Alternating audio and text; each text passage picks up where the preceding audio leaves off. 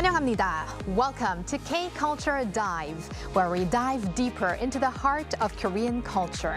With K-entertainment issues, AI culture news, and today a focus on K-movies in our K-Culture Issues segment. And I'm your host, Kwon So-wa. Let's dive in. Joining me this Friday is our co-host Walter Lee. Hello, Walter. Hello, Soa, and hello to our viewers watching at home. I'm Walter Lee here to co-host with Soa, and give you the latest in Korean entertainment news. You're not gonna co-host against me, Walter, No, are not you? against you, no. It's not a competition. It's collaboration. Yes. And we actually do have collaboration today. We're Yes. gonna have huge K-Enter news. Indeed. And actually... Yes, I think... Why not for once you started off today? I see why you were talking about that against today, Yes, 'cause yes. I'm going to introduce the first K-Enter Maybe news you're going to today. take my job. No worries, Walter. You're the K-Enter expert. Yes. But first off, renowned Korean director Park Chan-wook is heading to Cannes, which is nothing new for itself, but this time with a special role. So for that top news, we'll start off with this following report. South Korean filmmaker Park Chan-wook has been named jury president of the upcoming Cannes Film Festival. That makes him the first Korean to hold the position. Our culture correspondent Park Gun-woo has more. Legendary movie maker Park Chan-wook will make history once again by becoming the first Korean jury president for this year's Cannes competition. The announcement was made on Thursday by festival organizers, who said Park will help select the winner of the prestigious Palme d'Or. In a joint statement, organizers said they chose Park for his inventiveness, visual mastery, and penchant for capturing the multiple impulses of women and men with strange destinies, noting that his work has created truly memorable moments in contemporary cinema.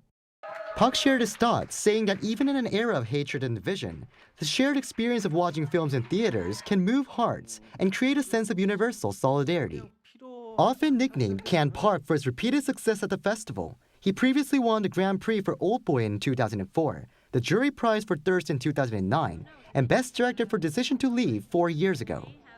Korean movie makers have previously served as jurors 6 times, including Park himself in 2017, and this will mark his first return to the jury in 9 years. It's actually a bit late to appoint him as the president, given all his achievements. This also reflects global recognition of Korean cinema. The same film critic added that this is even more meaningful, as it could open doors for more Korean films to be invited and potentially awarded at the festival. Park will succeed French actor Juliette Binoche, who served as jury president last year when Iranian director Jafar Panahi won the top prize with It Was Just an Accident. And the 79th Festival de Cannes is set to take place in southern France from May 12 for around 2 weeks. Park Gun-woo, Arirang News. That is some great news for Park Chan-wook, Korea, and the domestic film industry. And Walter, I hear there have been some positive reactions from the global media as well. Yes, indeed. Many outlets actually have been quoting, it was in Kwon-woo's package there, the joint statement by the festival director Iris Knobloch, as well as Thierry Fremaux. Fremaux, sorry for my pronunciation there. But that was put out on the Cannes website, as well as British media describing the appointment as the return of a director beloved by Cannes. Cannes. It's a silent S, Walter. While French critics praised the direction for its coexistence of elegance as well. And, why don't we ask our very own movie expert, Professor So, later on his opinion as well. Sounds like a good idea. But, Walter, we have so much to fit in today's show, but we do have to mention the K-pop news of the day. Yes, indeed. I think this is exciting news now. I hate to be one of those cliche blinks, but BLACKPINK in your area. It has all kicked off from last night at the pre-listening event when the lights signaling the closing of the National Museum of Korea went down, and then the signature BLACKPINK pink color lit up the exterior of the museum. Now, the collaboration with the museum, BLACKPINK have used the venue to celebrate their long-awaited third EP, Deadline, 4 years since their last album, Born Pink. Now, the museum is holding a special BLACKPINK lighting exhibit, which starts from 4 p.m. to 10 p.m. for those interested, and that's going from February 27th to March 8th. Now, within the exhibition itself as well is a special listening zone, which will be set up inside along the path to history, so find that area, in the East Wing, where visitors can listen to the full album. This is available from 2 p.m. as of right now. That's today. This has been an incredible week for BLACKPINK as well, because they not only have celebrated their release, but they also hit that 1 million subscriber mark on YouTube, making them an exclusive part of the YouTube Red Diamond Play Button Club, along with 15 other YouTubers around the world. So that's a very exclusive club indeed. That's a 100 million subscribers, right, Walter? If I'm correct. 100 million subscribers, yes. And I think it definitely is the year of mega K-pop groups. We've got BTS and BLACKPINK. What can we ask more for? Yes, indeed. Well, thank you very much, Walter, for those updates, and stick around. Will do. And now let's go to our AI anchor Arirang for more on the culture front. Arirang. Thanks, Sua. Here's your AI guide to the latest cultural headlines from Korea. Let's begin with our top story. President Lee Jae-myung and First Lady Kim Hae-kyung visited the National Museum of Korea on Thursday to view a special exhibition dedicated to Admiral Lee Sun-shin, Korea's legendary naval commander and national hero. The exhibition highlights the life and legacy of Lee, featuring some 370 artifacts, including the Nanjung Ilgi, a diary written during the Imjin War fought against the Japanese invasion. After the tour, the first couple browsed Mute's branded merchandise available at the museum, showing particular interest in a miniature pensive bodhisattva. The Blue House stated that the visit was intended to reconfirm the spiritual foundation of Korea as a cultural powerhouse and to strengthen communication with the public. Ambassadors from 26 countries gathered at Jeonju Hanok Village in Jeollabuk-do Province on Thursday. Organized by the Governors Association of Korea, Jeonju City, and Korea's Diplomatic Corps, the event was designed to showcase and share the value of Korea's traditional culture and tourism assets. Guided by cultural commentators, the diplomats toured around Gyeonggijeon Shrine, which houses the royal portrait of King Taejo of Joseon, the founder of the Joseon dynasty. The ambassadors also experienced hanbok and visited traditional craft and paper museums, immersing themselves in the charm of Korean heritage. Jeju's tourism market is showing signs of a strong recovery. Jeju's special self-governing province says around 2,002,930 tourists visited the island from January to February 23rd, reaching the 2 million mark 2 weeks earlier than last year. Among them, around 275,430 were foreign visitors, up nearly 30% from the same period last year. Jeju has been rolling out aggressive marketing campaigns to attract both domestic and international travelers, including giving up to 300,000 won in local vouchers for group tours, and tailored travel programs targeting specific nationalities. That's all from me. Turning now to a quick look at more K-culture stories making headlines today.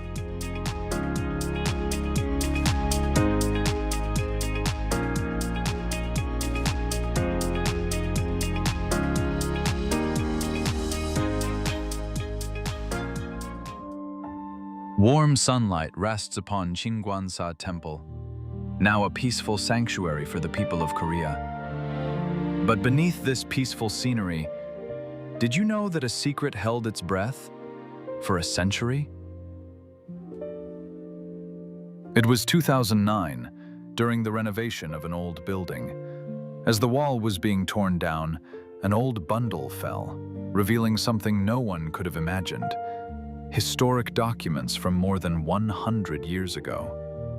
They were Korea's independence newspapers from the Japanese colonial era, wrapped in a very special Korean national flag.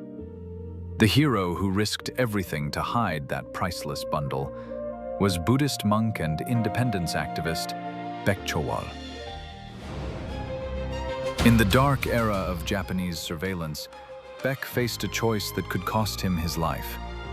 But he could not bring himself to destroy the independence newspapers.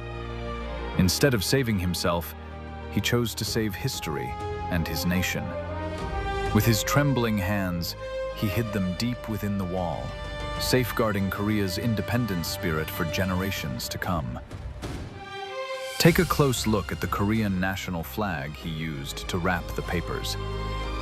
A hand-drawn Taegeukgi, a powerful symbol of resistance, boldly painted over the Japanese flag. Countless seasons passed along the path Venerable Baek once walked. After many long winters, it has now become the peaceful forest trail we walk freely today. On this March 1st, Korea's Independence Movement Day, let us all remember that every step of the peace we enjoy today is built on the unwavering courage and enduring hope of Korea's independence fighters.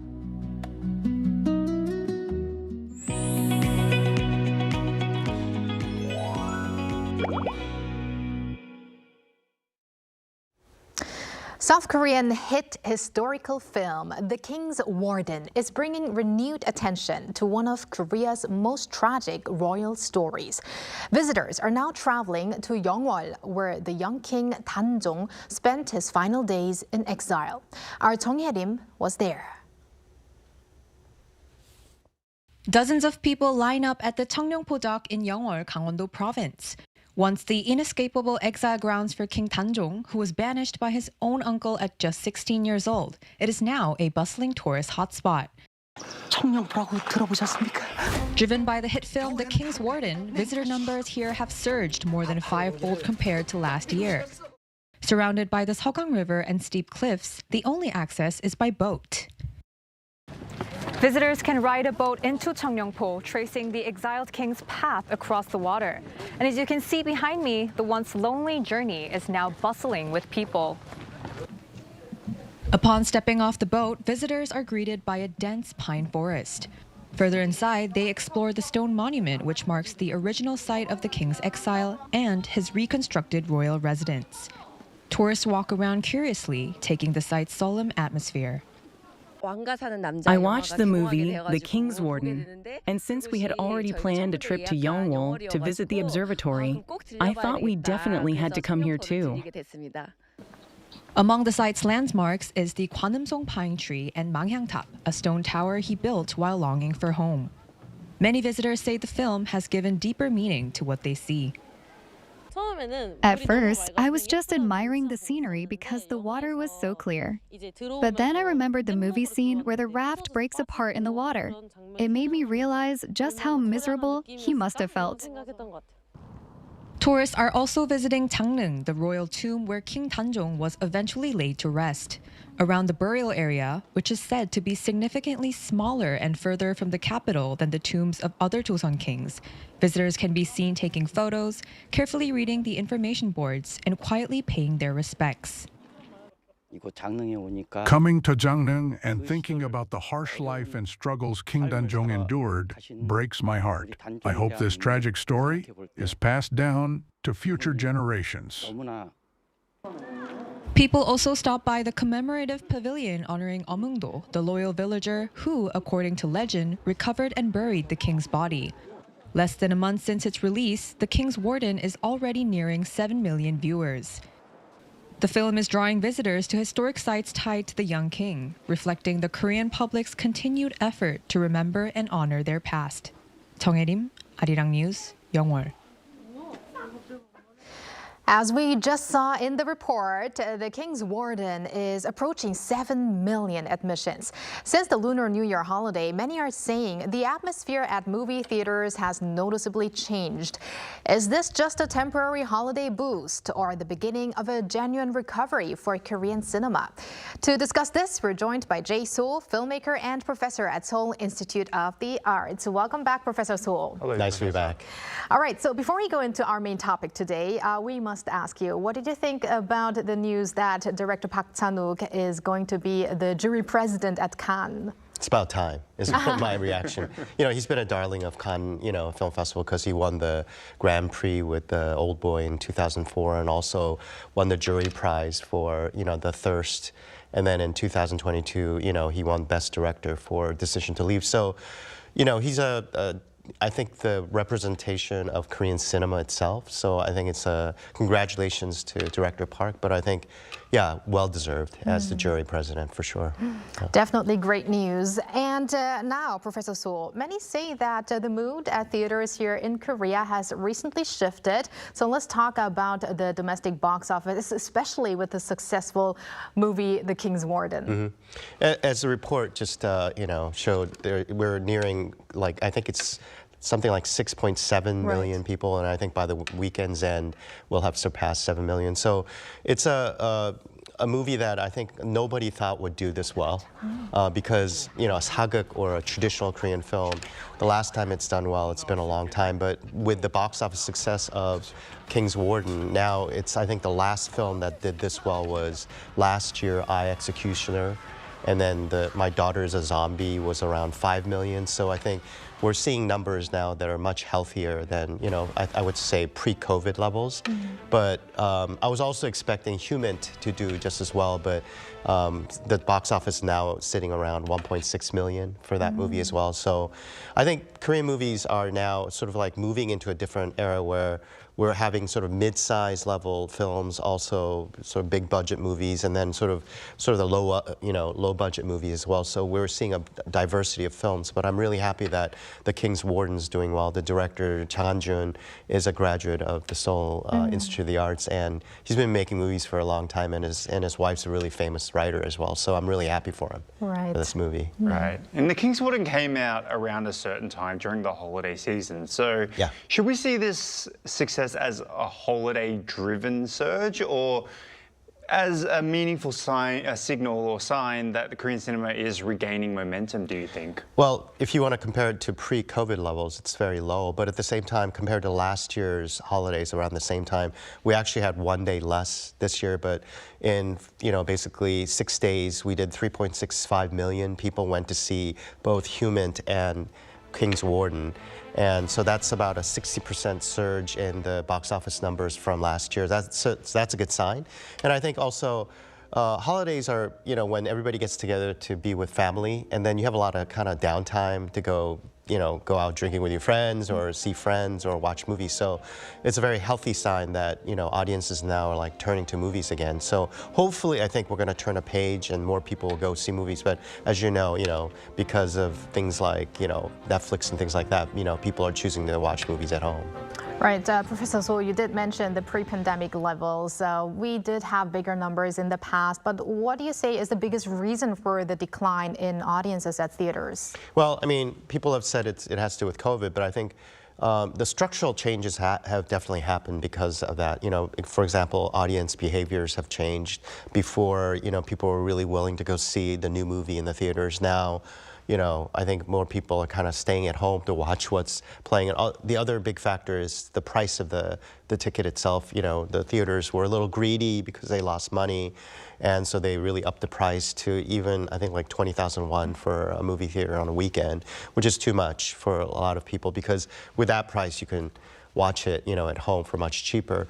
But the final thing is basically, I think Korean cinema was stuck in a mode of, showing certain kinds of movies, I would say, like the Roundup series, where there's a lot of, action and criminals and people fighting each other. And I think people were getting sick of those kinds of films. And now we're seeing, turning the page, King's Warden's a very traditional story about, like, history. And people are, like, very hungry for other kinds of cinema. So I think right now Korean cinema is going through sort of, I would say, a growing process of just changing itself to be more attractive to audiences so that they would flock to see it in a theater, for sure. Right. And just before, you mentioned ticketing prices, right? And this has obviously become a big concern indeed. But this is not just unique to Korea itself. This is more of an international situation as well. Talking about international, are there any approaches to addressing the issue of ticketing or ticketing prices that maybe even Korea could adopt? Right. So one of the things that Korea is now looking into, the government, is sort of the subscription-based model. So it's sort of like what you pay monthly for your Netflix or your Disney Plus or Wave. They're saying that you could pay a flat fee they haven't decided what that fee would be. And basically, if you pay that, you can see unlimited number of movies in the theater. So they're pursuing these sorts of subscription-based sort of movie pass systems. Right.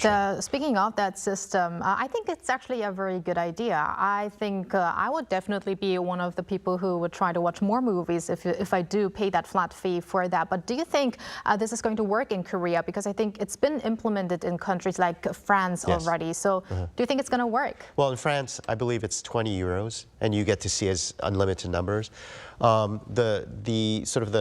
The way the movie tickets work is like, you know, the distributor and the investor and the exhibitor, they sort of share this kind of model. And I think sort of the criticisms about the subscription models is coming from more the sort of the exhibition side and the side that makes the movies, you know, because they kind of feel like, you know, if there's a movie that, for example, is a huge hit like, you know, King's Warden, but you paid only a certain amount of money, you're not going to get that like, you know, 7 million ticket sales. So I think we're going to have to try this model, but at the same time, because so many people aren't coming to see movies in a theater, if there's a ticket that you can buy at one point and then you just could use it unlimitedly, you know, then I think more people will flock to theaters to go see it. And I just remember, like, the theatrical experience is really different because you're going to see it with a bunch of strangers, and then you kind of breathe with the audience, and you really kind of realize like something is happening that you wouldn't really necessarily get at home. So hopefully, whether it's subscription-based or a pass system,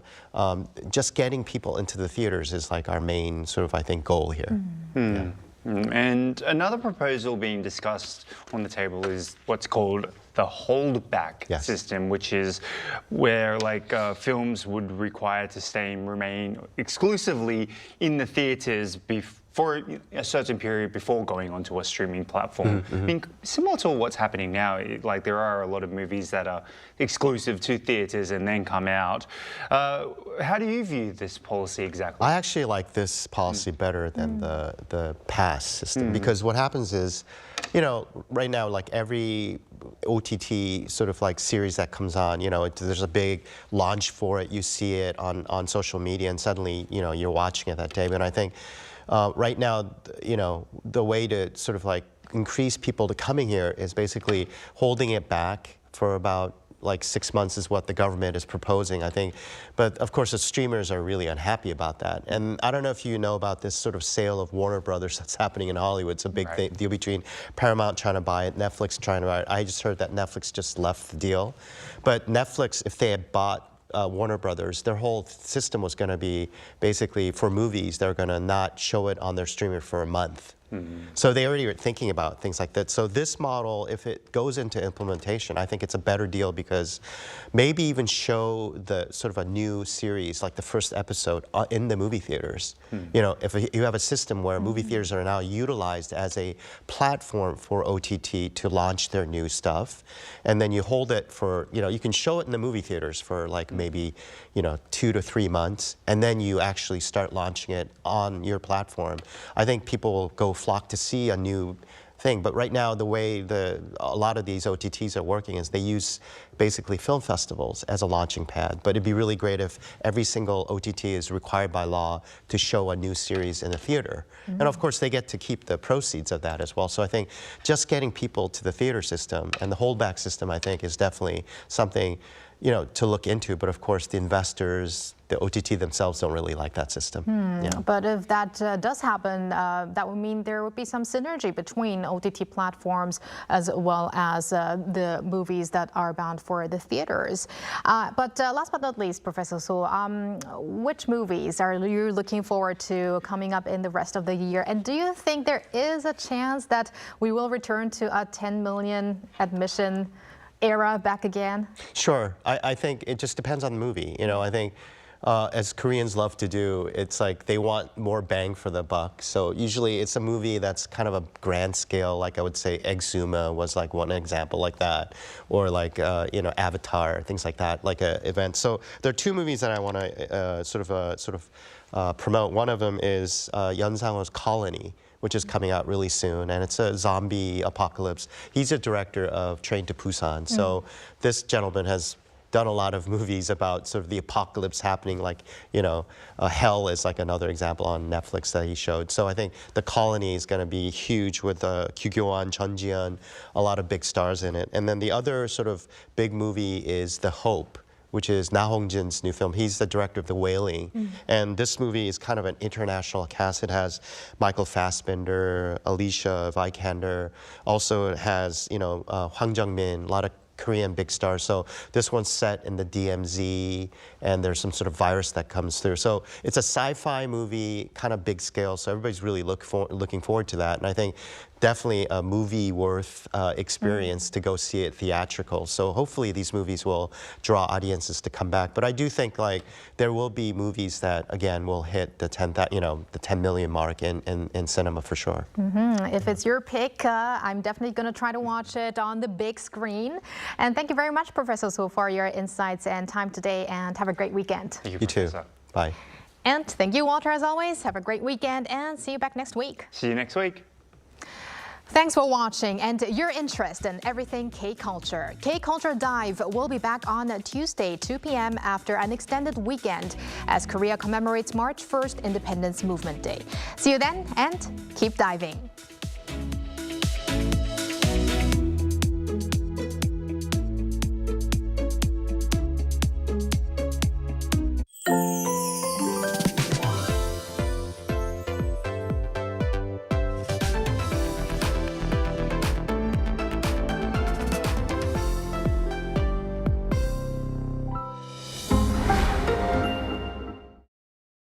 How to survive in Korea. One room. So, you're surviving in Korea if you've signed a contract for a one room. Obviously, you're a pro. But the real deal begins now. Step 1. Housewarming. No need to buy toilet paper, diffusers or hand soap. You'll get them soon enough as housewarming